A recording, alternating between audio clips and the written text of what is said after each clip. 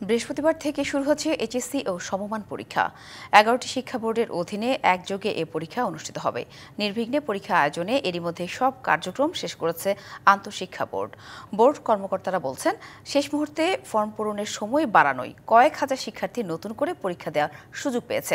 এখন পর্যন্ত বোর্ডের দেয়া হিসেবে ৯টি সাধারণ শিক্ষা বোর্ড, বাংলাদেশ মাদ্রাসা শিক্ষা বোর্ড ও বাংলাদেশ কারিগরি শিক্ষা বোর্ডের নিয়মিত অনিয়মিত মিলিয়ে মোট পরীক্ষার্থী ১২,৫১,১১১ জন।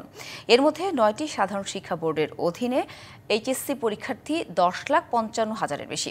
গতবারের তুলনায় এবছর এইচএসসিতে প্রায় ৭৩,০০০ পরীক্ষার্থী কমেছে।